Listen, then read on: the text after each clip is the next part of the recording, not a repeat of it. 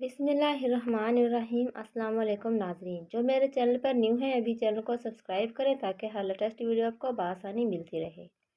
چلو زارا آ بھی جاؤ، 7 بج گئے ہیں، ہمیں حیدرآباد پہنچتے پہنچتے بھی رات ہو جائے گی۔ اوہو صائم، رکیں تو ذرا امیز جی سے دعائیں تو لے لوں، زارا نے ساس کے گلے لگتے ہوئے کہا۔ جیتی رہو، ہمیشہ خوش و آباد رہو، آمین کہنے سے پہلے ہی صائم نے آ کر زارا کا ہاتھ پکڑ لیا اور کہا، چلیں امی اب اجازت دیں، پہنچتے پہنچتے رات ہو جائے گی۔ بیٹا تم بات تو کرتے تبادلے کی، شاید کوئی حل نکل آتا۔ عفت جہاں نے آبدیدہ ہو کر کہا، کوئی بات نہیں امی، وہاں بھی تو انسان ہی بستے ہیں، آپ تو ایسی پریشان ہو رہی ہیں جیسے ہم حیدرآباد نہیں بھوتوں کے ڈیرے جا رہے ہیں۔ صائم کی بات سن کر زارا نے صائم کو کہا، جناب آپ کی فکر نہیں، امی جی کو میری اور ہمارے آنے والے بچے کی فکر ہے۔ ہاں ویری فنی، امی کو پہلے میری فکر ہے محترمہ، میں امی کا اکلوتا چشمہ چراغ ہوں۔ ہاں بھائی تم دونوں کی فکر ہے، لڑو نہیں، اور تم دونوں سے زیادہ مجھے اپنے پوتا پوتی کی فکر ہے۔ اب خیر سے جاؤ، پہنچ کر فون ضرور کرنا، مجھے فکر رہے گی۔ اچھا امی، اللہ حافظ۔ اللہ حافظ بیٹا۔ زارا اور صائم دونوں نے گاڑی میں بیٹھ کر ہاتھ کے اشارے سے اللہ حافظ کیا اور زن سے گاڑی آگے بڑھا دی۔ صائم کریم اپنے ماں باپ کا اکلوتا بیٹا تھا اور زارا اس کی محبت، اس کی بیوی جو امید سے تھی۔ اچھی بھلی زندگی گزر رہی تھی کہ صائم کے ڈی سی آفس حیدرآباد میں تبادلے کا نوٹیفیکیشن آ گیا اور زارا کی حالت دیکھتے ہوئے بڑی مشکل سے امی نے اس کو ساتھ لے جانے کی اجازت دے دی تھی۔ اب دونوں باتیں کرتے محو سفر ہیں اور گاڑی سپر ہائی وے پر فراٹے بھرتی چل رہی ہے۔ زارا تو کافی دیر پہلے ہی سو گئی تھی، طبیعت بھی عجیب تھی اس کی، چلتی گاڑی میں بھی نیند پوری کر رہی تھی۔ گاڑی چلاتے ہوئے 2 بار گاڑی روک کر تھوڑا ریسٹ کیا تھا۔ سڑک کے ڈھابے پر کھانا کھا کر رات 12 بجے پھر سے سفر کا آغاز کیا۔ گاڑی تقریباً 5 کلومیٹر دور ہوگی حیدرآباد سے کہ اچانک چلتے چلتے جھٹکے کھانے لگی اور رک گئی۔ زارا نے 400 اس قدر خاموشی اور اندھیرا دیکھ کر صائم سے پوچھا، صائم کیا ہوا، گاڑی کیوں رک گئی، یہاں تو اتنا اندھیرا ہے۔ اندھیرا اور سناٹا تو ہے، مگر مجھے باہر جا کر دیکھنا پڑے گا کہ کیا ہوا ہے۔ صائم مجھے تو ڈر لگ رہا ہے، آپ پلیز باہر نہ نکلیں۔ گاڑی سے کیا ہو گیا یار، باہر نہیں جاؤں گا تو پتہ کیسے چلے گا کہ کیا پرابلم ہے، گاڑی رک کیوں گئی ہے، فیول تو ہے ابھی کافی۔ زارا کو خوفزدہ دیکھ کر صائم نے اس کو گاڑی میں ہی بیٹھنے کا کہا اور گاڑی سے اتر کر صائم نے بونٹ کھولا۔ ریڈیٹر میں پانی ختم ہو گیا تھا، اس لیے انجن ہیٹ اپ ہو کر بند ہو گیا۔ ذرا گاڑی میں سے پانی کی بوتل تو دینا ذرا۔ اچھا رکے دیتی ہوں۔ زارا پچھلی سیٹ پر مڑ کر پانی کی بوتل اٹھانے لگی۔ بوتل اٹھا کر دیکھی تو وہ بالکل خالی تھی۔ زارا نے صائم کو پکارا، صائم بوتل تو مل گئی مگر وہ خالی ہے۔ زارا کی بات سن کر صائم کا دماغ بھگ سے اڑ گیا۔ خالی ہے؟ میں نے تمہیں کہا تو تھا کہ بوتل بھی بھروا کر رکھوانا گاڑی میں۔ جی مجھے رکھوانا تو تھی مگر شاید میں بھول گئی۔ اف زارا، اب کیا کروں میں اس کا؟ ویرانے میں یہاں تو کہیں پانی بھی نہیں ملے گا اور ریڈیٹر میں پانی ڈالے بغیر گاڑی سٹارٹ بھی نہیں ہوگی۔ کچھ دیر صائم خاموشی سے باہر کھڑا سنتا رہا۔ اچھا سنو، ایک کام کرتے ہیں، تم گاڑی میں بیٹھ کر میرا انتظار کرو، کچھ بھی ہو گاڑی سے باہر نہ ہی آنا اور نہ ہی دروازے کھولنا، اوکے؟ جی صائم، مجھے ڈر لگ رہا ہے۔ ڈرو نہیں، بس میں جلدی پانی ڈھونڈ کر آتا ہوں۔ یہ کہہ کر صائم سامنے اندھیری پگڈنڈی پر چلتے چلتے غائب ہو گیا۔ خوف سے زارا کی جان نکل رہی تھی۔ تقریباً آدھے گھنٹے بعد اسی اندھیری پگڈنڈی پر صائم واپس آتا ہوا نظر آیا۔ صائم کو آتا دیکھ کر زارا کی جان میں جان آئی۔ کھولو، حریم نے گاڑی کا دروازہ کھولا۔ یار یہاں سے کچھ دور ایک قبرستان دیکھا ہے میں نے، گھر تو کوئی نظر نہیں آیا۔ قبرستان میں تو پانی ہوتا ہے، دونوں چلتے ہیں، تمہیں چھوڑ کر گیا تھا تو تمہاری فکر ہو رہی تھی۔ قبرستان کا سن کر تو زارا نے صاف منع کر دیا جانے سے، میں نہیں جاؤں گی۔ دیکھو یہاں اتنا سناٹا ہے، جھاڑیاں ہیں، ہمیں 2 گھنٹے ہو گئے یہاں سے ایک گاڑی بھی نہیں گزری، اب کیا کریں؟ کوئی ڈکیت یا جنگلی جانور نکل آیا تو تم کیسے خود کو بچاؤ گی؟ میں بھی نہیں ہوں گا۔ بہت سمجھانے پر زارا مان گئی اور گاڑی کو اچھی طرح لاک کر کے سائم اور زارا اس اندھیری پگڈنڈی پر چل کر قبرستان کی جانب بڑھنے لگے۔ رات کے 3 بجے کے وقت چاروں جانب پراسرار خاموشی اور اندھیرا، ایک دم سے کتوں کے رونے کی آوازیں آنے لگی۔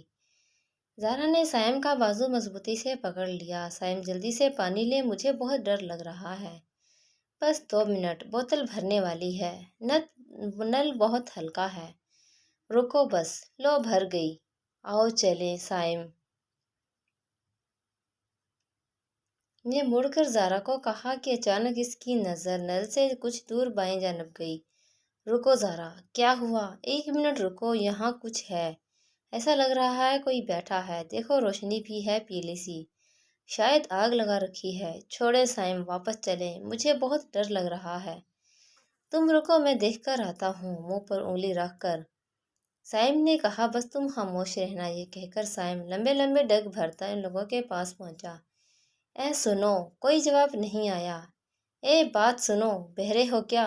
سائم نے ان کے بہت قریب جا کر بولا، کہتے ساتھ ہی سائم کی نظر سامنے پڑی تو دیکھا ایک برہنہ مردہ قبر سے باہر پڑا تھا اور ایک لمبی داڑھی والا آدمی اس کے پیٹ کو پھاڑ کر بوٹیاں نوچ نوچ کر سامنے بیٹھے 2 آدمیوں کو کھلا رہا تھا۔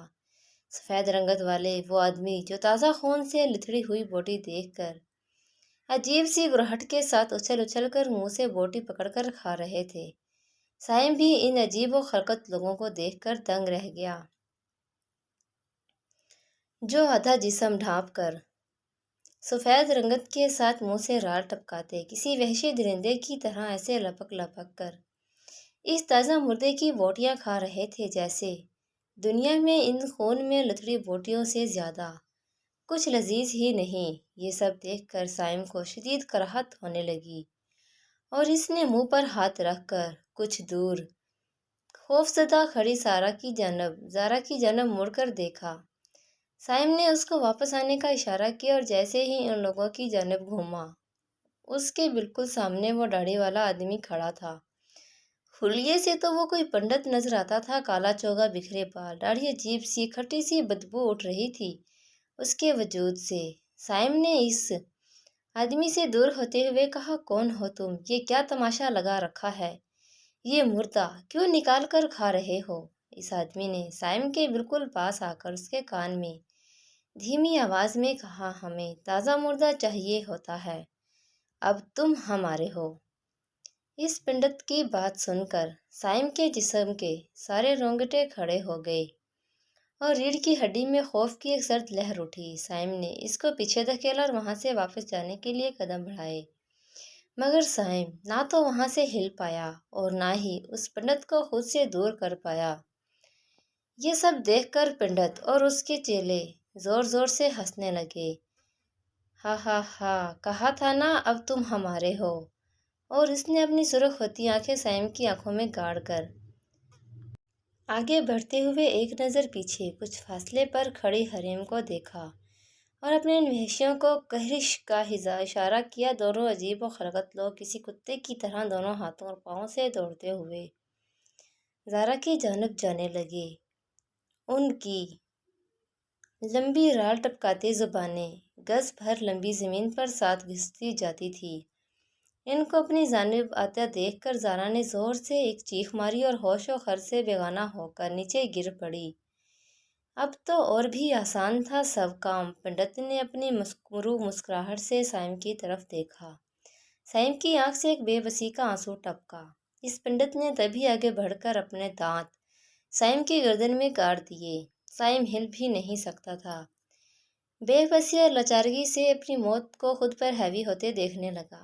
زارا کو اچھی طرح سونگنے کے بعد دونوں وحشی اس کے پیٹ پر ہاتھ پھیر کر اپنے آقا کے دوسرے حکم کے انتظار میں بیٹھ کر اونچی اونچی آواز سے کتے کی طرح رینگنے لگے۔ سائم کے بے دم وجود کے زمین پر گرتے ہی پنڈت نے اپنے منہ پر لگا گرم خون ہاتھ سے پوچھا اور ہش کی آواز نکالی۔ آواز کانوں میں پڑتے ہی دونوں وحشی لپک کر سائم کے اوپر چڑھ کر بیٹھ گئے اور اس کی آنکھیں اپنے لمبے ناخنوں والی انگلیوں سے نوچنے لگے۔ آنکھوں کے بعد کس حصے کو ادھیڑنا تھا یہ تو بس وہ پنڈت ہی جانتا تھا۔ وہ خوب سیر ہو کر زمین پر آسن جما کر بیٹھا تھا۔ رات اپنی سیاہی اور رازوں کے ساتھ مزید گہری ہوتی جا رہی تھی۔ موت کا سناٹا مکمل طور پر ہر سو چھا گیا تھا۔ صبح کا روشن زندگی سے بھرپور اجالا سارے میں پھیل گیا۔ بڑی نعمت ہے یہ روشنی، ساری سیاہی سارے برے کام اپنی روشنی سے مٹا دیتی ہے۔ احمد علی صاحب ایک ریٹائر آفیسر تھے۔ احمد صاحب نے ملازمت کے بعد سکون کی خاطر اس پرفضا مقام پر رہائش کو ترجیح دی اور یہاں منتقل ہو گئے۔ نماز فجر کی ادائیگی کے بعد وہ اپنے جوان سال بیٹے کی قبر پر فاتحہ خوانی کرنے قبرستان گئے تو وہاں ایک لڑکی بے ہوش پڑی تھی، پیلی رنگت والی لڑکی۔ اس لڑکی کے منہ سے کچھ خون نکل کر مٹی پر بھی جمع ہوا تھا۔ یہ سب دیکھ کر تو احمد صاحب پریشان ہی ہو گئے کہ اب کیا کریں۔ پانی کی بوتل جو وہ قبر پر پانی چھڑکنے کے ساتھ لائے تھے، اس سے انہوں نے اس لڑکی کے چہرے پر پانی ڈالا۔ اٹھو بیٹی، کون ہو تم؟ آنکھیں کھولو۔ زارا نے پانی کے چھٹے منہ پر پڑنے سے کچھ آنکھیں کھولی اور سامنے احمد صاحب کو دیکھ کر سہم گئی اور سرسیما نظروں سے ان کو دیکھنے لگی۔ احمد صاحب کچھ سمجھ نہیں سکے اور اس سے پوچھا، کیا ہوا بیٹی؟ تم اتنی خوفزدہ کیوں ہو؟ تم کون ہو؟ اور یہاں کیسے آئی؟ کب سے یہاں پڑی ہو؟ ان کی بات سن کر زارا نے دونوں ہاتھوں سے چہرہ ڈھانپ لیا اور زور زور سے رونے لگی۔ سائم، سائم، انہیں تازہ مردہ چاہیے ہوتا ہے، انہیں تازہ مردہ چاہیے ہوتا ہے۔ سائم درد سے پھٹی آواز میں سائم کو پکارتے ہوئے رونے لگی۔ احمد صاحب نے اس کی اس حالت کو دیکھ کر اس لڑکی کو گھر لے جانے کا فیصلہ کیا۔ اٹھو بیٹی، میرے ساتھ میرے گھر چلو۔ احمد صاحب نے اس کا ہاتھ پکڑا، اس کو اٹھاتے ہوئے کہا، ہٹو، ہٹو، چھوڑو، چھوڑو۔ سائم، احمد صاحب نے اس کی حالت کے پیش نظر اس کو کہا، اچھا بیٹی اٹھو، سائم کے پاس چلیں، میں تمہیں سائم کے پاس لے چلتا ہوں۔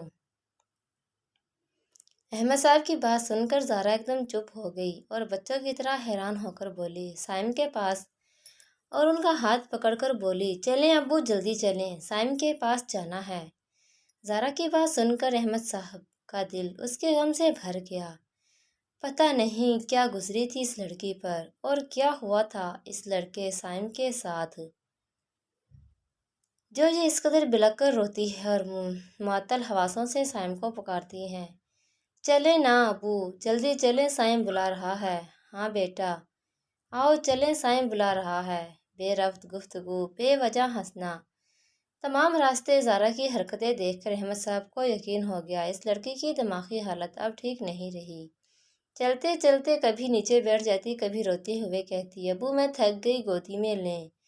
ابو اب گودی نہ۔ بہت مشکل سے احمد صاحب اس کو گھر لانے میں کامیاب ہوئے۔ گھر پہنچ کر انہوں نے دروازے پر دستک دی، ٹھک ٹھک ٹھک۔ کافی بار دستک دینے کے بعد گھر کے اندر سے ایک نسوانی آواز آئی، جی ایک منٹ آتی ہوں۔ دروازہ کھولتے ہی جب سامنے نظر اٹھی، دروازے کے عین سامنے ایک زرد رنگت والی لڑکی کھڑی تھی، مٹی سے ہٹے کپڑے، بکھرے بال، مگر مسکراہٹ غم اور تھکن کے تاثرات والی لڑکی۔ شگفتہ علی نے سوالیہ نظروں سے احمد صاحب کو دیکھا۔ شگفتہ، راستہ چھوڑو۔ شگفتہ بیگم ابھی تک بیچ دروازے میں جو کھڑی تھی، اوہ، یہ کہتے ہوئے دروازے کے بیچ سے ہٹ گئی۔ یہ کون ہے احمد صاحب؟ تھوڑی دیر میں بتاتا ہوں، پہلے تم اس بچی کو منہ ہاتھ دھلا کر کپڑے بدلو، پھر کھانا کھلا کر کچھ پلا کر اس کو سلانا بھی ہوگا، پھر بعد میں بیٹھ کر آرام سے ساری تفصیل بتاتا ہوں۔ زارا تب تک ایک صوفے پر بیٹھ کر اپنے سر کو دونوں ہاتھوں سے کھجانے میں مشغول تھی۔ شگفتہ نے ان کی ساری بات سن کر زارا کو دیکھا۔ کھجلی ہو رہی ہے بیٹا سر میں؟ انہوں نے شفقت سے پوچھا۔ ہاں امی، بہت کھجلی ہو رہی ہے۔ اس کے منہ سے امی سن کر شگفتہ علی کا رنگ دل کے زرد ہو گیا۔ کیا کچھ یاد نہ آیا تھا ان کو؟ لڑکی کے منہ سے امی سن کر، آؤ بیٹا، ہم اوپر کمرے میں چلتے ہیں، پھر کھانا کھائیں گے۔ کمرے میں؟ امی میرے کمرے میں آئی۔ چلے زارا نے آگے بڑھ کر محبت سے شگفتہ کا ہاتھ پکڑ لیا۔ زارا کو سہارا دے کر اوپر کمرے تک لانے میں ہی شگفتہ بیگم کی حالت غیر ہو گئی۔ انہوں نے بیڈ پر بٹھا کر کچھ دیر رکنے کا کہا اور گہری گہری سانسیں لینے لگی۔ کچھ دیر بیٹھ کر انہوں نے زارا کو ایک سوٹ دیا کہ پہن لو اور کمرے سے باہر چلی گئی۔ کچھ دیر بعد کمرے میں داخل ہوئی تو زارا الٹی قمیض پہن کر بیٹھی تھی۔ یہ دیکھ کر شگفتہ بیگم کو اس پر بے حد ترس آیا۔ اچھا، میں اپنی بیٹی کو ٹھیک سے قمیض پہنا دیتی ہوں۔ قمیض ٹھیک کرتے ہوئے انہیں محسوس ہوا جیسے ان کے ہاتھ پر کچھ چبھتا سیا لگا ہے۔ ہاتھ دیکھ کر ان کے رونگٹے کھڑے ہو گئے۔ پورا ہاتھ خون میں تر تھا اور زارا کے پیٹ کی طرف سے قمیض پر بھی کافی خون لگا تھا۔ فوری طور پر انہوں نے زارا کو لٹا کر اس کے پیٹ پر دیکھا تو بے اختیار ان کے منہ سے چیخ نکل گئی۔ آہ، یہ کیا ہے؟ ایسا لگتا ہے جیسے زارا کے پیٹ کو چاک کر کے پھر سے سیا گیا ہے۔ پیٹ کے تازہ زخم میں سے خون رس رہا تھا۔ شگفتہ بیگم نے فوری طور پر خون صاف کر کے مرہم لگایا اور احمد صاحب کے پاس نیچے جا کر سارا معاملہ پوچھنے کا فیصلہ کیا اور سیڑھیاں نیچے اتر کر آئی۔ ناظرین، میری ویڈیو کیسی لگی مجھے کمنٹس میں بتایا کریں اور ویڈیو کو بھی ضرور لائک کیا کریں۔ آپ کی سپورٹ مجھے بہت آگے تک لے جا سکتی ہے، سو میرے چینل کو سبسکرائب بھی کریں۔ ملتے ہیں پھر کسی اور ویڈیو کے ساتھ۔